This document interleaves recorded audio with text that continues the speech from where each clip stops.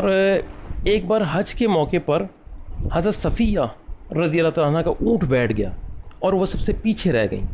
نبی اکرم صلی اللہ علیہ وسلم نے دیکھا کہ وہ زار و قطار رو رہی ہیں۔ آپ صلی اللہ علیہ وسلم رک گئے اور اپنے دست مبارک سے چادر کا پلو لے کر ان کے آنسو پونچھے۔ آپ صلی اللہ علیہ وسلم آنسو پونچھتے جاتے تھے اور وہ بے اختیار روتی جاتی تھی۔ کیا خوبصورت مثال ہے۔ ہم نے تو کبھی جناب نبی کریم صلی اللہ علیہ وسلم کی میرٹل لائف کا شیڈ دیکھا ہی نہیں ہے، پڑھنے کی کوشش ہی نہیں کی ہے۔ ہمارے لیے تو نمونہ ہے، بہترین کامل نمونہ ہے، رول ماڈل ہیں۔ ہم پڑھ لیں تو ہمیں پتہ چل جائے کہ یہ جو آج کے جاہل آ کے سوشل میڈیا پہ تقریر کرتے ہیں اور پھر عجیب عجیب ٹپس دیتے ہیں، گوروں کی مثالیں دیتے ہیں، وہ ذرا نبی کریم صلی اللہ علیہ وسلم کی زندگی کو، حیات طیبہ کو پڑھ لیں، کتنا روشن نمونہ ہے۔ اس کے علاوہ شوہروں کو یہ بھی چاہیے کہ پوری فراخ دلی کے ساتھ اپنی بیوی کی ضروریات پوری کریں اور خرچ میں کبھی تنگی نہ کریں۔ اپنی محنت کی کمائی گھر والوں پر صرف کر کے سکون و مسرت حاصل کریں۔ محسوس کریں، فیل تو لیں کہ اپنی محنت کی کمائی گھر والوں پہ خوش دلی سے خرچ کریں۔ کھانا کپڑا یہ بیوی کا حق ہے، اور اس حق کو خوش دلی کے ساتھ اور کشادگی کے ساتھ ادا کرنے کے لیے دوڑ دھوپ کرنا، کوشش کرنا، یہ شوہر کا انتہائی خوشگوار فریضہ ہے۔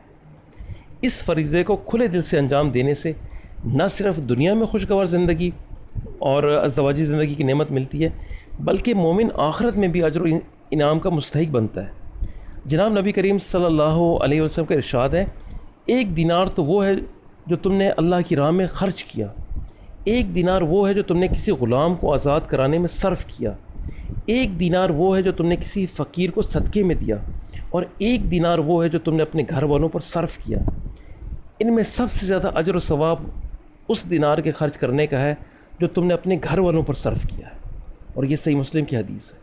کیا زبردست نقطہ ہے، کیسی موٹیویشنل حدیث ہے کہ میرٹل لائف کو خوشگوار بنانے کے لیے یہ کام کریں، یہ سٹیپس اٹھائیں تو زندگی خوشگوار بنتی جائے گی، زندگی بھی، ازدواجی زندگی بھی۔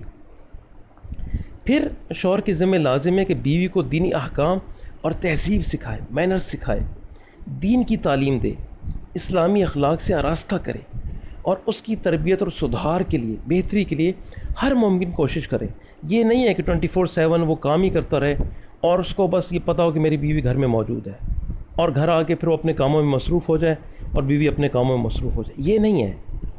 اچھی بیوی بنانا چاہتے ہیں تو اس کی تربیت کریں، خود بھی تربیت حاصل کریں، اس کی بھی تربیت کریں، اور ایسی تربیت کریں کہ وہ ایک اچھی بیوی، اچھی ماں اور اللہ کی نیک بندی بن سکے اور اپنے فرائض منصبی کو عمدہ طریقے سے ادا کر سکے۔ اور سورہ تحریم کی آیت نمبر 6 میں اللہ تعالیٰ فرما رہے ہیں، یا ایھا الذین آمنوا قوا انفسکم واہلکم نارا، ایمان والو اپنے آپ کو اور اپنے گھر والوں کو جہنم کی آگ سے بچاؤ۔